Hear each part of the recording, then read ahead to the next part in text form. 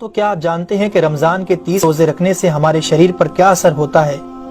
اس پر جاپانی سائنسدان نے ایک بڑی کھوج کی ہے جس کا جاننا ہر مسلمان کے لیے بے حد ضروری ہے۔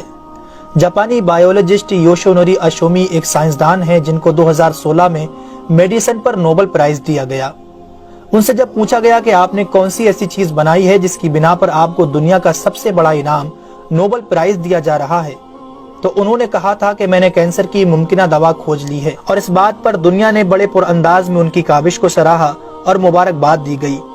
اس کے بعد ڈاکٹر یوشینوری اشومی نے کہا کہ میں نے کینسر کی دوا نہیں بلکہ کینسر سے بچاؤ کا حل تلاش کر لیا ہے۔ تو لوگوں نے ان سے پوچھا کہ بتائیے ایسا کیا کیا جائے کہ کینسر جیسے خطرناک مرض سے بچا جا سکے؟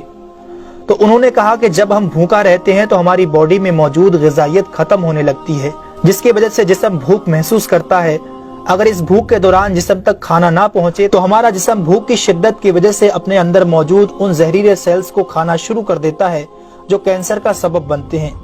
اس عمل کو میڈیکل کی لینگویج میں آٹوفیگی کہا جاتا ہے۔ اگر آپ چاہتے ہیں کہ آپ کا جسم ایسے بیمار سیل سے پاک ہو تو آپ کو بھوکا رہنا چاہیے۔ جب ایسے سیلز مرنا شروع کر دیتے ہیں تو کینسر کا پرسنٹیج کم ہو جاتا ہے۔ اس کے بعد جاپانی سائنسدان سے پوچھا گیا کہ انسان کو سال بھر میں کتنے دن بھوکا رہنا چاہیے کہ اس میں کینسر نہ پایا جائے؟ تو انہوں نے کہا کہ اگر 20 سے 25 دن کم سے کم اور 9 سے 10 گھنٹے بھوکا رہا جائے تو اس کی باڈی ایسے تمام زہریلے سیلز کو کھا جائے گی اور اس میں کینسر نہیں ہوگا۔ اے میرے پیارے رب کریم، آج ہمیں سمجھ آیا کہ مومن پر روزے کیوں فرض کیے گئے، اور آج مجھے اس احادیث پاک کی بھی سمجھ آ گئی جس میں آپ صلی اللہ علیہ وسلم نے فرمایا کہ ہر شے کی زکوٰۃ ہے اور جسم کی زکوٰۃ روزہ ہے۔ سبحان اللہ! میں قربان جاؤں ایسے سچے دین پر جس نے عبادت کے اندر بھی بیماریوں کا علاج رکھا ہے۔ دوستو، اسلام وہ دین فطرت ہے جو زندگی کے ہر شعبے میں راہ اعتدال کی تعلیم دیتا ہے۔ اس لیے آج نہ صرف مغرب میں زیادہ کھانے کو ناپسند کیا جاتا ہے بلکہ اسے انسانی صحت کے لیے بھی نقصان دہ سمجھا جاتا ہے۔ اللہ تعالیٰ نے اپنے پیارے محبوب حضرت محمد صلی اللہ علیہ وسلم پر وحی نازل فرمائی، کھاؤ پیو اور حد سے نہ بڑھو، بے شک وہ حد سے بڑھنے والوں کو پسند نہیں فرماتا۔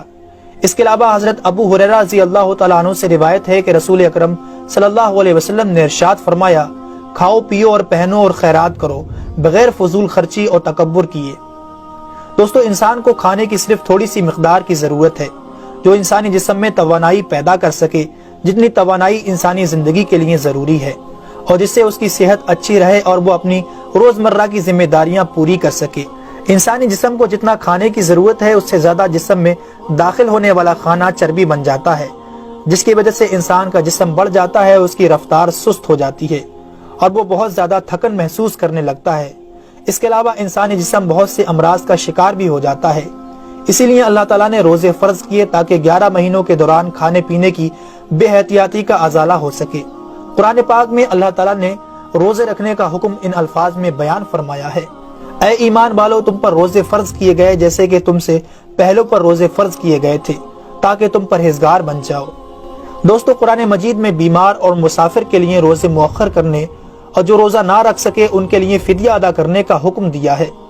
اس کے بعد روزہ رکھنے کی حکمت ان الفاظ میں بیان فرمائی، اور تمہارے لیے روزہ رکھنا ہی بہتر ہے اگر تم جانتے ہو۔ دراصل یہاں یہ بتایا گیا ہے کہ اگر تم موجودہ علم کو سمجھتے ہو تو تمہارے لیے بہتر یہی ہے کہ تم روزے رکھو، کیونکہ روزہ اپنے اندر بے شمار روحانی، نفسیاتی اور طبی فائدوں کو رکھتا ہے۔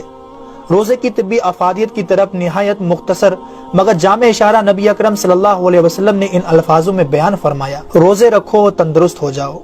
اللہ رب العالمین ہم سب کو اس مہینے میں زیادہ سے زیادہ نیکیاں کرنے اور سارے روزے رکھنے کی توفیق عطا فرمائے۔ آمین ثم آمین۔